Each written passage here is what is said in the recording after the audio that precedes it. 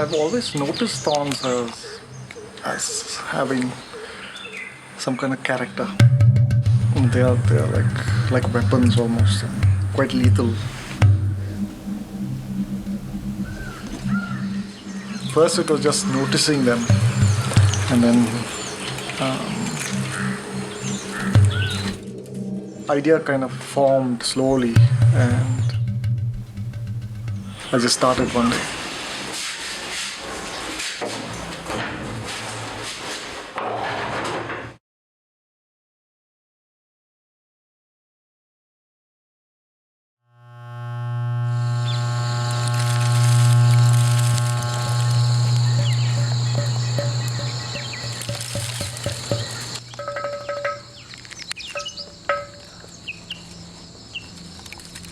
Thorns are one of the mediums through which I learn about this landscape. By working with them, I feel I understand the plants and the trees and the life around them.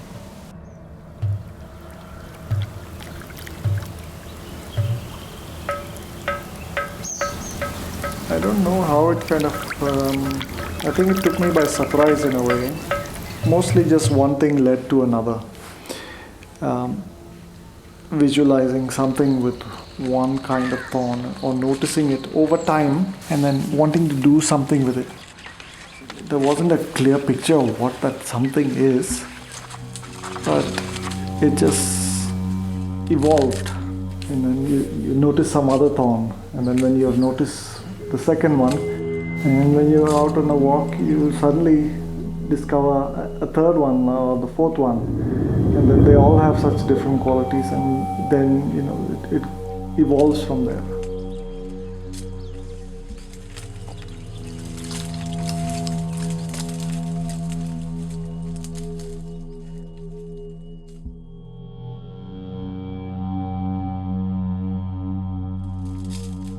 When you're doing something outside, you're also relating to the sounds around you, you're noticing the light or the smells or the different life forms that are around you.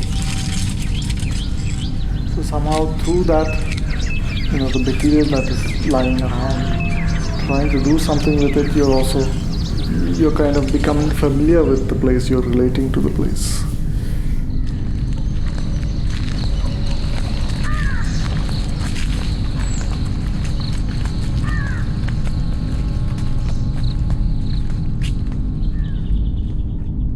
The actual work of assembling the thorns is a critical part of the process.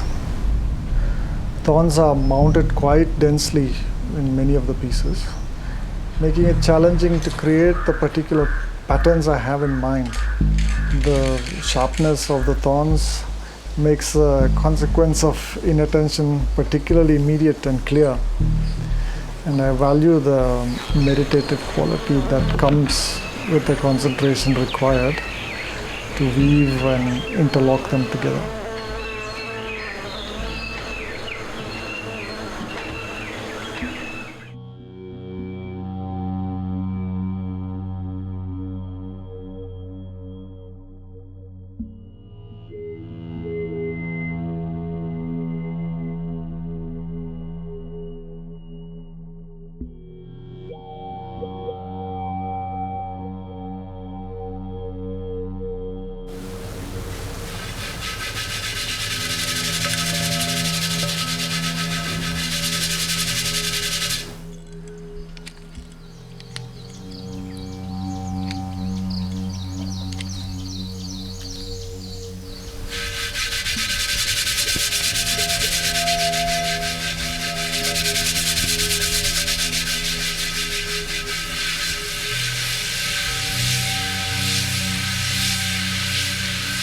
The granite shapes this landscape.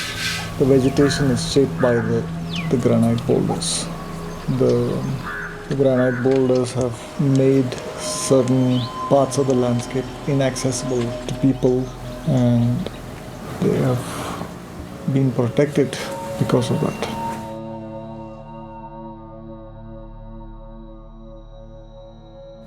That's the part I really love about this this landscape. But being close to the city, you witness the degradation of the landscape on a daily basis. The pressure on the land you witness every day. You see the hundreds of truckloads of material going towards the city. You hear the daily dynamiting of the mountains. You witness mountains disappearing. The sound of chainsaws, increasingly you almost hear it on a daily basis. So it's a kind of a feeling of helplessness, and I very much appreciate being here, but it's depressing also.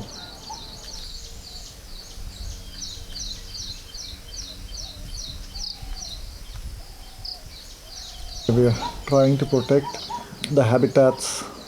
It's increasingly becoming an island. It seems like a full assault on the land. The amount of hunting that goes on, that you wonder how any animals are remaining here. The bore wells are going deeper and deeper, and how long can we misuse that resource? And as a result, the whole the water table is going so far down that soon there won't be much water here. At the same time, the vegetation is going at an alarming rate, whatever little that remains, and fires become frequent. So it seems like the place is getting depleted at every level. Wherever you look, whether it's with the animals or with the vegetation or with the earth, with the rocks, it's all being bombarded and destroyed and burnt. And then it's not very different wherever you go, no? It's the same movement that you see. But astonishingly, you can still go to a place and there's still a rock that has been there for millions and millions of years. There's still leopards walking around, bears and wild boars. And there's still wilderness. There is still a feeling of wilderness, despite everything, despite all the pressures.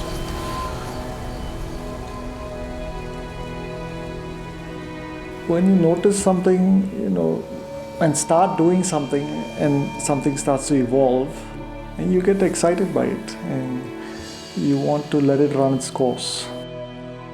I don't know if I will keep doing what I'm doing now, but I know that I will keep doing something with my hands, something in a way that I'm relating to places. Maybe not this place, some other landscape. But that will stay. And it's nice to do a series, to watch how something evolves, and that's exciting.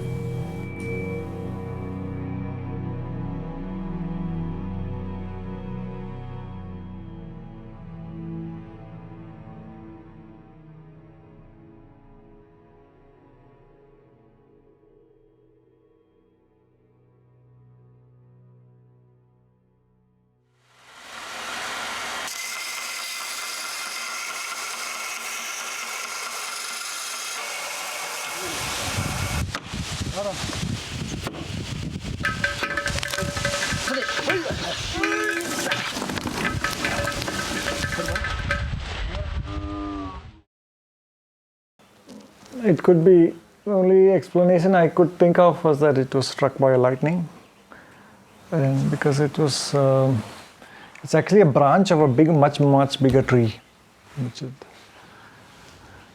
a branch that fell from quite high up. One can see traces of charcoal burnt patch high up on the tree. So it obviously burnt up there and then fell down. Why it burnt only on one side and quite cleanly not on the other side, I don't know.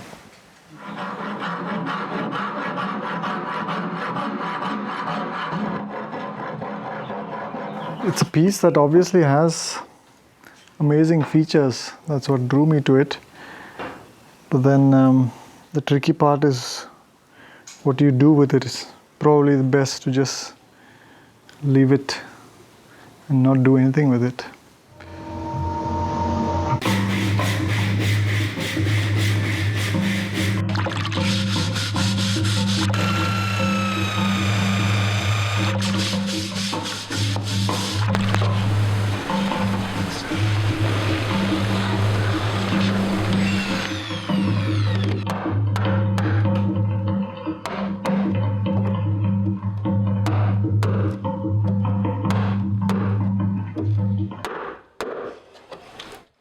You have to drill a bit from this side.